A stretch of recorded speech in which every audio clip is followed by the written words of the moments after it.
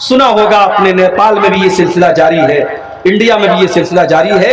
मुसलमान लड़कियां आज मुर्तद हो गई, मुसलमान लड़कियां आज इस्लाम छोड़ करके दूसरे मजहब को कबूल कर रही हैं। जानते हो उसकी सबसे बड़ी वजह क्या है? उसकी सबसे बड़ी वजह यह है कि आज स्कूलों में, कॉलेजों में, यूनिवर्सिटीज में, मीडिया में ये दिमाग में बिठा दिया गया कि इस्लाम जैसे एक मजहब है वैसे दूसरे मजहब भी एक मजहब है। सारे मजहब सच्चाई का रास्ता बताते हैं, कोई भी मजहब अपना लो, कामयाब हो जाओ। ये दुनिया का सबसे बड़ा झूठ है, ये दुनिया का सबसे बड़ा झूठ है। इस्लाम के अलावा कोई और मजहब अल्लाह ताला क्या स्वीकार नहीं किया जाएगा। वमन यब्तगी गैरल इस्लाम दीनन फलन युक़बल मिन्हु, इस्लाम को छोड़ करके तुम कोई और दीन अगर अपनाओगे अल्लाह क्या कबूल नहीं किया जाएगा। इन्नद्दीन इंदल्लाहिल इस्लाम, अल्लाह ताला क्या अगर कोई दीन कबूल किया जाएगा तो इस्लाम कबूल किया जाएगा। और आपको एक बात बता दूं, मैं तो अल्हम्दुलिल्लाह संस्कृत भी पढ़ी है मैंने, हिंदू मजहब की किताबों का भी मुताला किया है थोड़ा बहुत। हिंदू मजहब की किताबें भी ये बताती है कि सारे धर्म सत्य नहीं हो सकते। हमारे हिंदू भाइयों की एक बड़ी मुकद्दस किताब है उनकी, अदालतों में जिसके ऊपर हाथ रख करके वो कसम खाते हैं, श्रीमद् भगवत गीता। उस किताब के अंदर भी ये बताया गया कि सत्य का मार्ग एक ही हो सकता है। मामेकम शरणं व्रजः अहम त्वा सर्व पापेभ्य मोक्षयिष्यामि मा शुचः। सारे धर्मों को त्याग करके, सारे धर्मों को छोड़ करके परमेश्वर की शरण में आ जाओ, अल्लाह की पनाह में आ जाओ, तभी तुम मोक्ष पाओगे, नजात पाओगे। ये बिल्कुल संस्कृत में तर्जमा है इस आयत का, इन्न दीन इंदल्लाहिल इस्लाम। अल्लाह ताला के अगर कोई दीन कबूल किया जाएगा तो इस्लाम कबूल किया जाएगा। आज अफसोस की बात है, हमारी कौम की बेटियों को इस्लाम का मतलब नहीं मालूम मेरे भाई। आज स्कूलों और कॉलेजों में पढ़ने वाली, आला तालीम हासिल करने वाली हमारी बेटियां अकीदे के बारे में और तौहीद के बारे में कुछ नहीं जानती हैं। मदरसे में कितने लोग अपनी बच्चियों को दाखिल करवाते हैं, मुझे नहीं मालूम आपके इलाके के क्या हालात हैं, मगर आज बड़े बड़े शहरों में, आप इंडिया की बात करें चाहे नेपाल की बात करें, मुसलमान अपनी बेटियों को, अपनी औलाद को कॉन्वेंट स्कूलों में पढ़ा रहा है जहां दीन के नाम पर कोई तालीम नहीं दी जा रही। क्या अल्लाह क्या सवाल नहीं होगा मेरे भाई? आप अपनी औलाद से बहुत मोहब्बत करते हैं, अपनी बीवी से बहुत मोहब्बत करते हैं, अपनी बच्ची के उंगली कट जाए आप पसंद नहीं करेंगे कि आपकी बच्ची की उंगली कट जाए। मैं एक मर्तबा बिहार में एक प्रोग्राम में गया था, मेरी छोटी बच्ची की उंगली कट गई। वो जो पतंग का माजा होता है, पतंग के माजे से किसी तरीके से उंगली कट गई। एहलिया का फोन आया, वीडियो कॉल के जरिए बच्ची की उंगली मैंने देखी, बच्ची का खून बहता हुआ देखकर मैं तड़प उठा। बाप बर्दाश्त नहीं कर सकता उसकी औलाद का खून बहे, उसकी औलाद को जरा सी खरोंच आए। आज हमारी औलाद जहन्नम का रास्ता अपना रही है, हमारी बेटियां बेहया हो रही हैं, हमारा नौजवान बेहया हो रहा है, और हम रातों में तहज्जुद पढ़ रहे हैं और हम समझते हैं कि हम नजात पा जाएंगे। या अय्युहल्लज़ीना आमनू कू अनफुसकुम व अहलीकुम नारा, ऐ ईमान वालों अपने आप को और अपने अहल व अयाल को, अपनी फैमिली को, अपने परिवार को जहन्नम की आग से बचाओ। वक़ूदुहन्नास वल हिजारा, जिस आग का ईंधन इंसान और पत्थर होंगे, अलैहा मलाइकतुन गिलाजुन शिदादुन ला यासूनल्लाह, और उस जहन्नम के जो दारोगा होंगे वो बड़े सख्त होंगे, वो किसी के साथ कोई मुरब्बत नहीं करेंगे, वो किसी के साथ कोई नरमी नहीं करेंगे। जहन्नम की आग से बचाओ अपनी औलाद, अपनी बेटियों को जहन्नम की आग से बचाओ। और एक बात याद रखो मेरे भाई, अगर औलाद आपकी लापरवाही की वजह से अगर दीन से दूर हुई है तो अल्लाह के यहां आप बच नहीं सकते। अल्लाह के प्यारे नबी फरमाते हैं, कुल्लुकुम राइयुन व कुल्लुकुम मसऊलुन अन रइयतिही, ओ लोगों तुम में से हर इंसान जिम्मेदार है और उसकी जिम्मेदारी के बारे में कल कयामत के दिन पूछा जाएगा। इंसान से पूछा जाएगा उसकी फैमिली के बारे में, उसके परिवार के बारे में, औरत से पूछा जाएगा उसके घर के बारे में। तो आइए اولاد کی تربیت کے سلسلے میں کچھ اہم پوائنٹس آپ کے سامنے رکھتا ہوں کہ ہم اولاد کی تربیت کے سلسلے میں، خاص طور سے لڑکیوں کی تربیت کے سلسلے میں ہم کن کن باتوں کا خیال رکھیں۔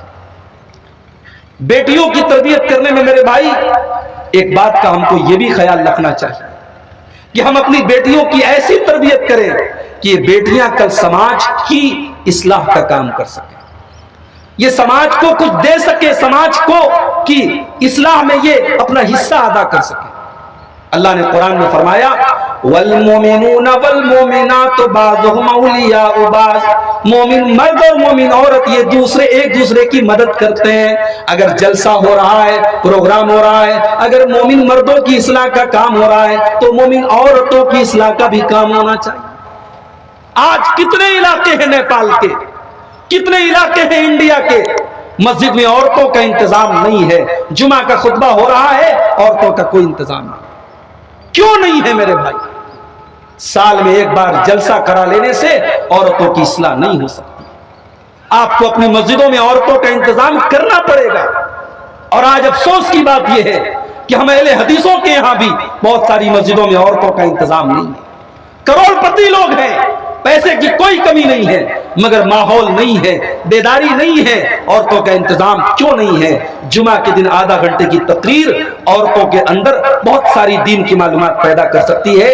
کوشش کیجئے ہر مسجد پر جہاں جمعہ ہو رہا ہے عورتوں کا انتظام ہونا چاہیے، ہر پروگرام میں عورتوں کا انتظام ہونا چاہیے۔ عورتوں تک دین کی بات پہنچاؤ میرے بھائی، اپنی لڑکیوں کی ایسی تربیت کرو کہ وہ دیندار بنے اور دین کی تبلیغ کریں، یہ پہلا کام ہے ہمارا۔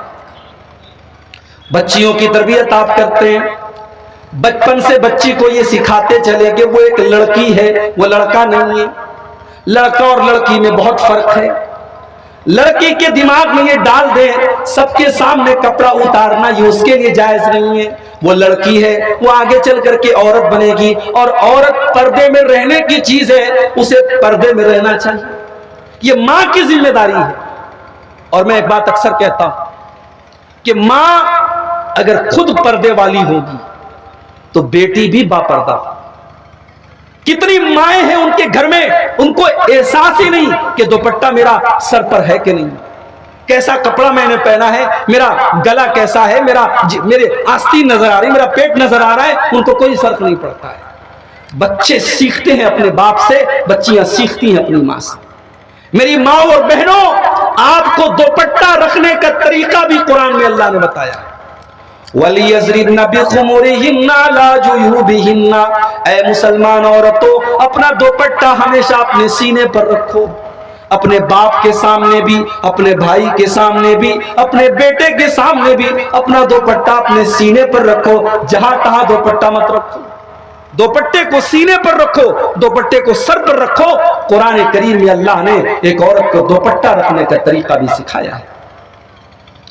بچیاں چھوٹی سی ہیں، 8 سال کی ہو گئی، 10 سال کی ہو گئی، ان کو آپ منی اسکرٹ پہنا رہے، ان کو آپ ہاف پینٹ پہنا رہے، چڈی پہنا رہے۔ ان کو بچیاں جب بڑی ہونے لگے، سمجھدار ہونے لگے، ان کو آپ پورا کپڑا پہنائیے، شلوار اور قمیص پہنائیے، دوپٹے کی عادت ڈلوائیے، گھر سے باہر نکلے اسکارف لگا کے نکلے۔ ان کی تربیت ایسے کیجئے میرے بھائیوں تاکہ ان کو پتا چلے کہ میں ایک مسلمان عورت ہوں۔ اللہ کے نبی کی ایک سالی تھی، حضرت اسما بنت ابی بکر، حضرت عائشہ کی بڑی بہن، اللہ کے نبی کی سالی۔ ایک مرتبہ اللہ کے نبی کے پاس آئیں، وَعَلَيْهَا ثِيَابٌ رِقَاقٌ، اور حضرت اسما نے جو کپڑا پہنا تھا وہ بڑا باریک کپڑا تھا، بڑا پتلا کپڑا تھا، بدن نظر آ رہا تھا، بدن کی شیپ نظر آ رہی تھی، پتلا کپڑا تھا۔ اللہ کے نبی نے چہرہ پھیر لیا، ابھی پردے کا حکم نازل نہیں ہوا تھا، اللہ کے نبی کی سالی آپ کے سامنے آتی تھی، ابھی پردے کا حکم نہیں اترا تھا، لیکن کپڑا اتنا پتلا تھا کہ اللہ کے نبی نے اپنا چہرہ پھیر لیا اور آپ نے فرمایا یا اسما ان المرأة اذا بلغت المشیز، اے اسما جب عورت جوان ہو جائے، جب عورت بالغ ہو جائے، لا تصلح ان یرى منها، تو اس کے بدن کا کوئی حصہ نظر نہیں آنا چاہیے، الا ھذا وھذا، آپ نے چہرے کی طرف اور ہتھیلی کی طرف اشارہ کیا۔ یعنی چہرہ اور ہتھیلی یہ اپنے محرم رشتہ دار کے سامنے، اپنے باپ کے سامنے، اپنے بھائی کے سامنے، اپنے بیٹے کے سامنے، اپنے بھانجے کے سامنے، اپنے بھتیجے کے سامنے بھی چہرہ اور ہتھیلی نظر آنا چاہیے، جوان عورت کے بدن کا کوئی اور پارٹ نظر نہیں آنا چاہیے۔ یہ تربیت کرو اپنے بچوں کی، اپنی بچیوں کو بچپن سے سکھاؤ کہ تو ایک عورت ہے، بے پردہ ہو کر کے نکلنا یہ تیری شان نہیں ہے، تیرے لیے جائز نہیں ہے۔ یہ تربیت کرو میری پیاری ماں اور بہنوں اپنی بچیوں کو بچپن سے پورا ڈریس پہناؤ، پورا کپڑا پہناؤ۔ یہ منی اسکرٹ پہنانا، یہ چھوٹی نیکر پہنا دینا، یہ چڈی پہنا دینا 8-8 سال کی 10-10 سال کی بچیوں کو یہ مناسب نہیں ہے۔ یہ کہہ کر کے ابھی تو بچی ہے، ابھی تو چھوٹی ہے، نہیں، ان کی عادت ڈالو تاکہ جب وہ 15 سال کی ہو جائے، جب 16 سال کی ہو جائے تو پھر اس کو پورا کپڑا پہننے میں شرم نہ آئے۔